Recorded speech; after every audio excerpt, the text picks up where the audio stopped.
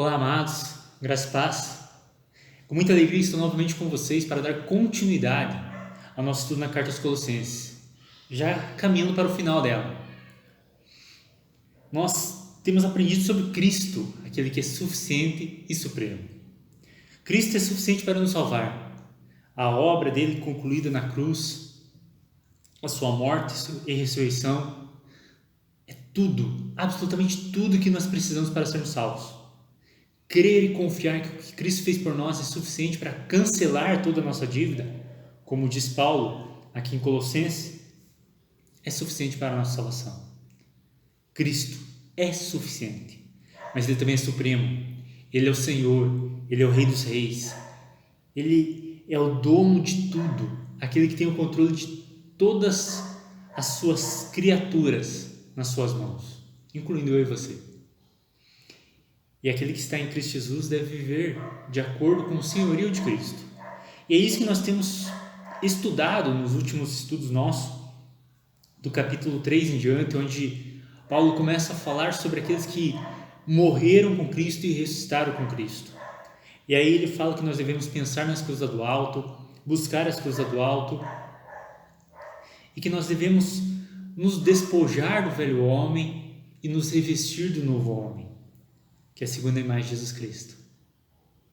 E aí ele vai para a prática de vida, trabalha a vida em família, a vida no nosso trabalho do dia a dia. E hoje nós vamos continuar essas questões que Paulo demonstra que um novo homem, uma nova mulher, aquele que nasceu de novo, deve ter em sua vida. Mas antes de nós irmos para o nosso texto, como nós estamos findando já o capítulo, a carta de Paulo aos Colossenses, já estamos indo para os finalmente, só tem esse estudo e provavelmente mais um só, talvez dois, eu ainda estou pensando se vou dividir o próximo estudo, do versículo 7 ao versículo 18, em duas partes ou uma única parte. Provavelmente vai ser uma única parte. Então é bem possível que nós tenhamos apenas mais um vídeo dessa série. E eu gostaria de lançar um desafio a você que tem acompanhado as nossas séries aí. Se você quiser, pode mandar um WhatsApp para mim ou no meu Facebook e dizer qual a próxima carta que você quer que nós estudamos. Eu tenho pensado em Romanos, Efésios ou Gálatas. Então, a princípio, uma dessas três aí, você escolhe uma dessas três cartas para que nós possamos começar a estudar ela assim que encerrarmos Colossenses.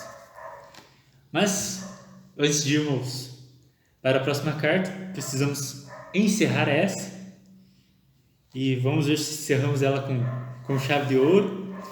E hoje nós vamos ler o capítulo 4, do versículo 2 ao 6º versículo, que diz assim a palavra do nosso Deus: Perseverai na oração, vigiando com ações de graças. Suplicai, ao mesmo tempo, também por nós, para que Deus nos abra a porta à palavra, a fim de falarmos do mistério de Cristo, pelo qual também estou algemado, para que eu o manifeste como devo fazer. Portai-vos com sabedoria das que estão de fora, aproveitai as oportunidades. A vossa palavra seja sempre agradável, temperada com sal, para saberdes como deveis responder a cada um. Nós temos visto a nova vida que Cristo nos dá. Uma vida que faz com que nós comecemos a buscar as coisas do alto, a pensar nas coisas do alto, a nos despir da velha natureza com toda a sua pecaminosidade, com toda a sua sujeira, e a nos revestir do novo homem, segundo a imagem de Jesus Cristo, a nos tornarmos mais parecidos com Ele. E aí no nosso último estudo nós vimos uma vida mais na vida prática mesmo. Vimos como isso funciona na vida prática, que atinge a nossa família, o nosso trabalho, o nosso dia a dia. O cristianismo não é algo só para o domingo. A religiosidade às vezes pode ser algo só no teu momento de culto lá no domingo, mas o cristianismo autêntico e verdadeiro, ele abraça toda a nossa vida e faz com que todos os nossos relacionamentos sejam mudados, transformados para melhor. E hoje nós vamos ver duas questões que devem fazer parte dessa nova vida em Cristo Jesus. A primeira delas é a perseverança na oração. Não há como ser verdadeiramente cristão sem falar com Deus, sem conversar com Deus, sem ter vida de oração. Nós, quando estávamos afastados de Deus, fora de Cristo Jesus, nós éramos inimigos de Deus por natureza.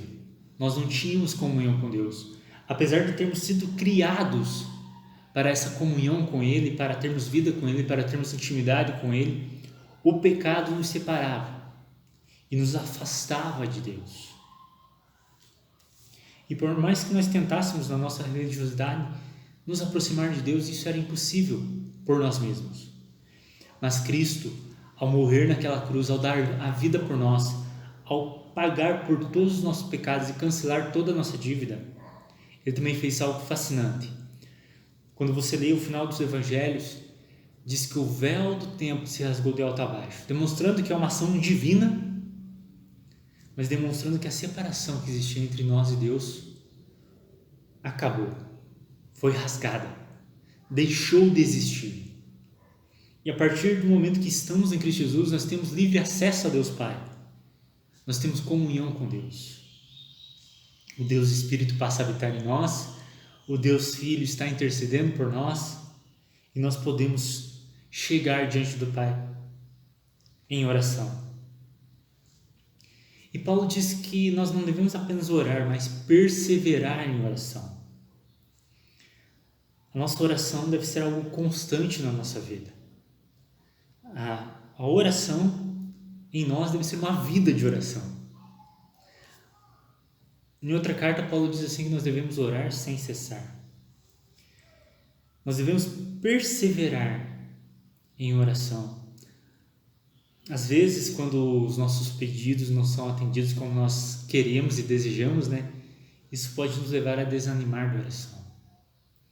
Mas o crente ele deve perseverar em oração, não para que os seus desejos sejam atendidos, mas para estar com o Pai, para ter vida com o Pai. E aí ele fala vigiando. E a questão de vigiar, aqui um dos comentaristas que eu li, ele trouxe algo muito legal, que é a questão de eu manter os olhos fixos em Cristo Jesus. Vigiar é eu estar atento, é eu estar acordado.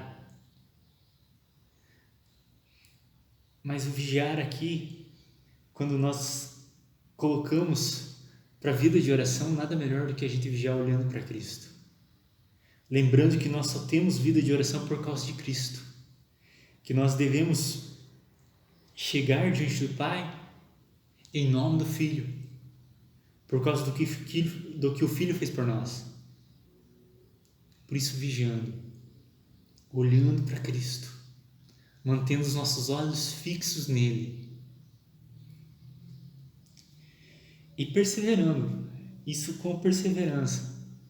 Então, a nossa vida deve ser uma vida de constante oração, por causa do que Cristo fez por nós, olhando para Cristo Jesus. Por causa de Cristo Jesus, nós podemos chegar com confiança ao trono da graça, não chegar trêmulos e pensando se Deus vai nos ouvir ou não ouvir, mas com confiança, na certeza de que Ele vai ouvir.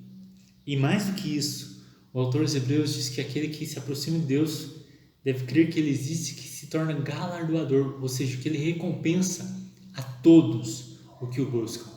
Então é assim que nós devemos praticar a oração, viver a oração.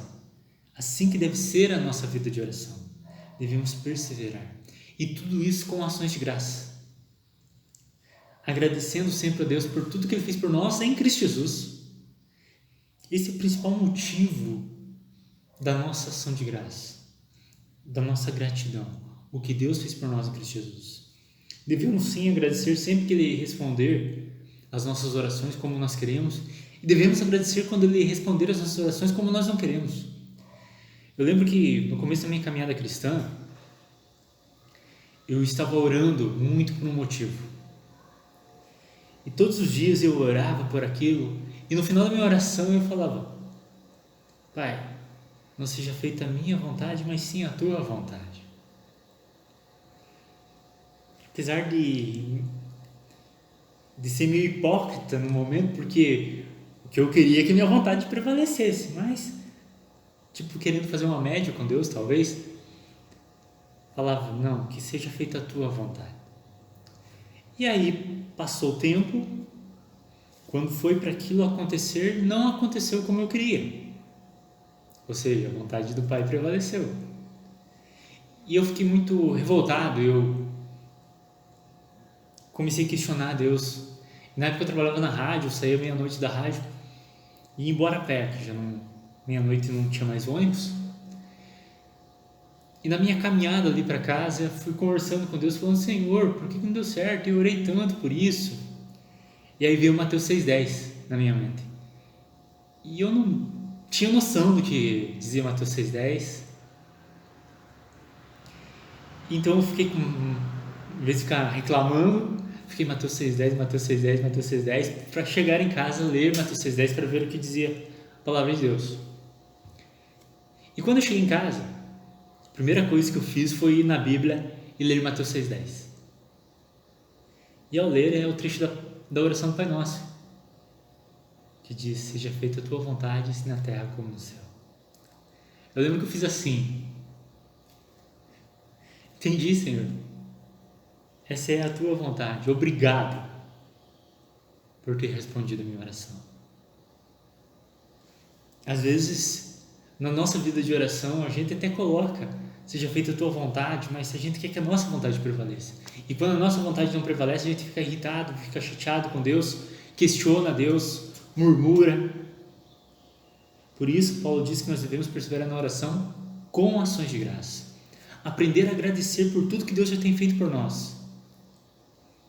Agradecer pelas coisas boas, mas até mesmo pelas coisas ruins, que Deus faz com que elas cooperem para o nosso bem, por mais que a gente não entenda, por mais que a gente não compreenda.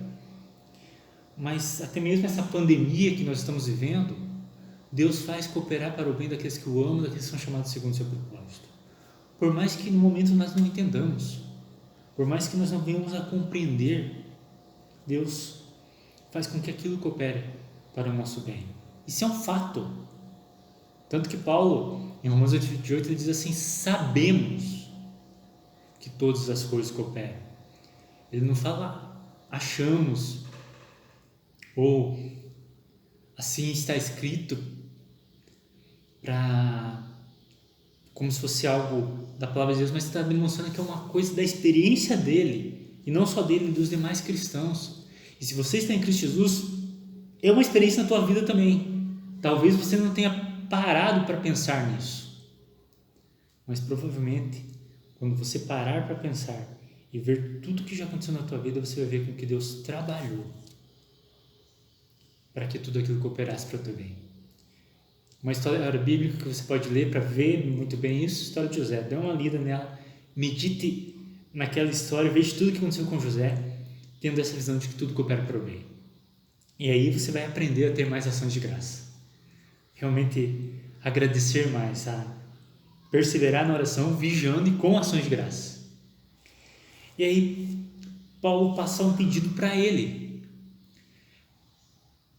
Só quero ressaltar uma coisa, que quando Paulo escreve essa carta, ele está preso. Mas veja o pedido de oração de Paulo: suplicar ao mesmo tempo também por nós, para que Deus nos abra a porta da prisão, porta à palavra, a fim de falarmos o mistério de Cristo, pelo qual também estou algemado. Essa palavra pela qual eu fui preso, é ela que eu quero que vocês orem, para que Deus abra as portas, para que eu manifeste como eu devo fazer. Veja, Paulo, ele não ora para ser liberto da prisão, ele ora para ter mais oportunidade para pregar o Evangelho, para que mais pessoas conheçam a Cristo. para que mais pessoas, através da vida dele, possam saber quem é o Senhor Jesus. Ele está preso, sofrendo numa cadeia. E ao invés de orar pela sua liberdade, ele ora para que haja liberdade na pregação da palavra. E não só isso, mas também para que Deus dê sabedoria a ele, para que ele manifeste isso de maneira correta. Para que Deus o ajude a realmente falar, não só por falar, mas falar de maneira correta de Jesus Cristo. Veja que fascinante isso. Alguém que está preso por causa de pregar o Evangelho, ao pedir oração, pede que tenha liberdade não para ele, a não ser que seja para ele pregar o Evangelho. Há um puritano famoso pelo seu livro, inclusive o seu livro foi muito importante no começo da evangelização aqui no Brasil. É O Peregrino, o livro dele, e o nome do autor é John Bunyan. E John Bunyan ele foi preso por pregar o Evangelho. E fizeram uma proposta de soltar Bunyan. Falaram assim, se você nos prometer que a partir de hoje você não vai mais pregar o Evangelho, nós te soltamos agora. E Bunyan falou, se vocês me soltarem no momento que eu sair dessa prisão, eu vou pregar o Evangelho. Isso é algo que nós devemos ter no nosso coração, pregar o Evangelho. Veja, aqui está ligado à oração, a vida de oração, a perseverança de oração, onde nós temos que orar para que os missionários tenham liberdade para pregar o Evangelho, para que os pastores tenham liberdade para pregar o Evangelho, para que Deus abençoe eles nessa época de pandemia, né, onde muitos estão esgotados emocionalmente, estão atendendo pessoas que estão desesperadas, preocupadas, e isso esgota eles. Então, orem pelos seus pastores também. Ore para que eles tenham também, nessa época, mais portas se abrindo para a pregação do Evangelho. Mas não só isso. Veja que diz o versículo 5: portai-vos com sabedoria para os que estão de fora, aproveitai as oportunidades. Não só orem para que pastores, missionários, evangelistas possam pregar o Evangelho, mas pregue o Evangelho. Se porte com sabedoria, ou seja, conquiste as pessoas, faça amizade com as pessoas, cresça o seu rol de amigos, não crentes mesmo. Não se feche no mundinho onde você só tem amigos crentes. Porque aqui Paulo está falando para nós nos portarmos com sabedoria com os de fora. E aproveite as oportunidades. Uma pandemia como essa que nós estamos vivendo, por exemplo. Todo mundo preocupado, angustiado. E você tranquilo, em paz. Não está ansioso, não está angustiado. Eu espero que esse seja o teu caso. E aí as pessoas olham para você nessa situação e vejam como. E aí você aproveita isso para pregar o Evangelho, para falar de Jesus Cristo. Que em Jesus Cristo você tem uma paz que o mundo não pode tirar.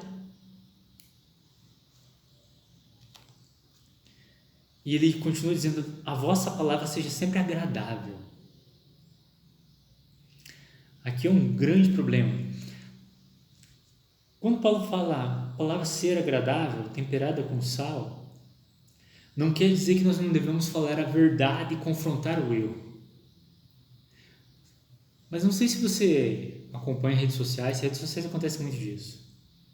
As pessoas são crentes e estão debatendo, seja lá qual for o assunto lá na rede social dele. E daqui a pouco essas pessoas que são crentes xingam, falam mal, ofendem as outras pessoas. Nós devemos falar a verdade, mas falar a verdade com amor. Nós devemos pregar contra o pecado, mas mesmo assim ajudando o pecador a encontrar o amor de Cristo. Nós devemos sim condenar o pecado,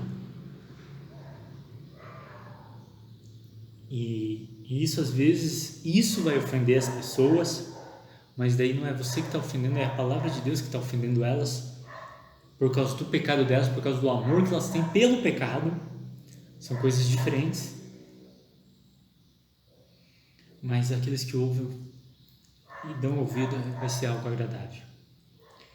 Então, não seja aquele crente chato, né, que fica regulando as pessoas que nem são crentes. Você não pode fazer isso, você não pode fazer aquilo. Não faça isso. Não seja um legalista, né, que começa a colocar lei nas pessoas que nem crentes são. Ao invés disso, já que você não quer que elas façam alguma coisa, mostre por que você não faz. Que você não faz por causa de Cristo Jesus. É verdade que em alguns momentos você vai ter que falar uma palavra dura e falar assim, uma vida como essa, o destino final é o inferno. Mas mesmo isso você pode falar com amor com a pessoa. A pessoa que mais fala sobre o inferno na Bíblia é Jesus Cristo. E eu não conheço ninguém que tenha tanto amor quanto Cristo Jesus. Então veja, nós devemos nos portar com sabedoria.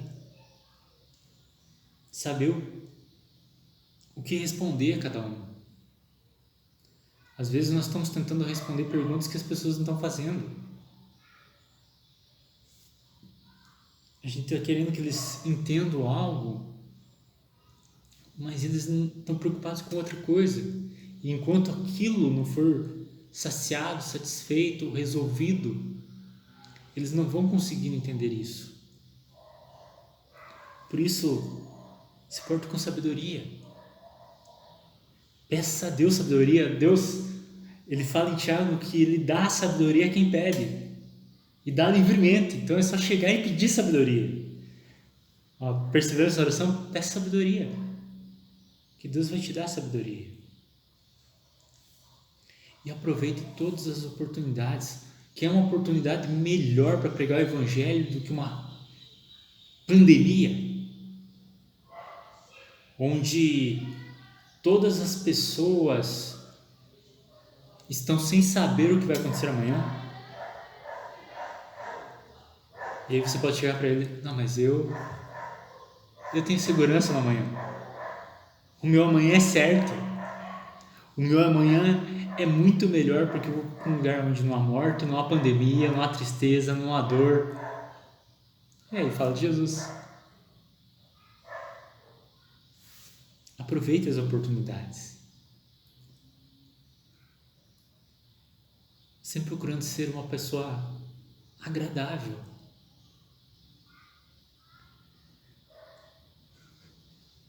Não legalista, mas também não alguém que tudo pode, não vem. Você pode continuar como você está, que não tem problema nenhum. Mas alguém que é agradável nas palavras, alguém que usa a mansidão, a humildade, a bondade, a misericórdia, a longanimidade, que são características da nova vida, no falar com as outras pessoas. Sei que principalmente nessa época de extremos aí que nós estamos vivendo, às vezes você, numa conversa ali, seja pessoalmente ou seja online, você às vezes perde a paciência com a pessoa. Mas não perca de ser agradável. Uma sugestão, principalmente no Facebook, né? Se alguém está te incomodando demais, você perdeu a paciência com ela, em vez de você falar algo para ela, vai lá e bloqueia. Pronto, teus problemas acabaram. É algo mais sadio a ser feito do que você xingar, brigar, querer ser o dono da razão. E quando você compartilhar o evangelho com alguém, não se preocupe em convencer essa pessoa. E isso que às vezes também faz com que a gente se torne desagradável e as nossas palavras não sejam temperadas. Porque a gente quer fazer a ação que é do Espírito Santo. Quem convence é o Espírito Santo. Nós devemos pregar. Nós devemos compartilhar o evangelho. Nós devemos falar de Jesus para as pessoas. Nós devemos aproveitar as oportunidades. Usar de sabedoria. Falar que Jesus veio ao mundo, viveu uma vida perfeita, morreu pelos nossos pecados, mas ao terceiro dia ressuscitou e subiu aos céus, onde voltará para nos buscar. Compartilhar isso com as demais pessoas. Se a pessoa não se convencer, se a pessoa não acreditar, a semente foi lançada. Quem convence é o Espírito Santo. E às vezes na ênfase de querer convencer, de querer fazer com que as pessoas aceitem goela abaixo, nós nos tornamos desagradáveis. Então cuide com isso. Se porte com sabedoria com os de fora. Ou seja, pregue o evangelho, aproveitando as oportunidades. Conquiste as amizades. Seja o melhor amigo que essas pessoas podem ter. Não praticando o que elas praticam. Isso é importante. Você não atrai por aquilo que você faz de igual a elas. Não é assim que você vai atraí-las. Mas é sendo semelhante a Jesus Cristo, mesmo estando com elas. É isso que nós temos que fazer. Esse é o nosso dever como cristãos. São duas exortações de Paulo aqui para nós: perseverar e nos portar com sabedoria. Vida de oração e evangelismo. São duas coisas que devem existir na vida de todo cristão. E se você está em Cristo Jesus, deve existir na tua vida. Isso aqui deve fazer parte do nosso viver. Vida de oração e compartilhar o evangelho. E nesse momento eu quero aplicar uma delas, né? A oração. Quero orar com vocês, pedindo para que Deus também nos dê mais sabedoria e nos ajude a nos portar cada vez melhor com os de fora, para que eles também conheçam Jesus Cristo. Vamos orar então? Pai, nós te louvamos e te agradecemos pela tua palavra. Obrigado, Deus, por tudo que o Senhor tem feito por nós. Obrigado, Pai, por essa nova vida em Cristo Jesus. E nos ajuda a, como nós já estudamos aqui, ó Deus, a pensar nas coisas do alto, a buscar as coisas do alto, a nos despir do velho homem, a nos revestir do novo homem, segundo a imagem de Jesus Cristo. Nos ajuda, Deus, a ter um convívio melhor com a nossa família, no nosso trabalho, no nosso dia a dia, a demonstrarmos a imagem de Jesus Cristo em tudo o que fizermos. Mas nos ajuda também, ó Deus, a sermos perseverantes em oração, a termos vida de oração, vida de intimidade e comunhão com o Senhor, lembrando sempre de orar a Deus por aqueles que estão à frente da batalha pregando o Evangelho, para que o Senhor abra as portas para eles, mas não só para eles, para nós também, que o Senhor nos abra as portas para que possamos pregar o Evangelho, nos dando sabedoria, ó Deus, para nos portar com as pessoas lá de fora, aproveitando todas as oportunidades que o Senhor nos der para apresentar Jesus a elas, ó Deus. E nos ajuda, Deus, com que a nossa palavra sempre seja agradável, com que ela seja temperada com sal, como diz Paulo. Nos ajuda, Deus, a sermos sábios, ó Deus, na hora de responder cada um. Nos ajuda, Pai, em tudo isso. No nome de Cristo Jesus que nós oramos, te louvamos, te agradecemos, Senhor. Amém. Então é isso, amados, por hoje. Lembrando que nós estamos encerrando já, caminhando para o final, para a reta final do nosso estudo na Carta aos Colossenses. Só mais um vídeo no máximo 2, eu creio que realmente mais um vídeo a gente encerra. Nós provavelmente vamos estudar do versículo 7 ao versículo 18 no nosso próximo estudo. E eu quero já desafiá-los a me ajudar a escolher a próxima carta que vamos estudar. Romanos, Efésios ou Gálatas. Manda sua opinião. Pode ser no comentário do YouTube, pode ser lá no Facebook, pode ser pela mensagem do Facebook, pode ser por WhatsApp. Como você achar melhor, envia para mim aí qual a próxima carta que você quer estudar.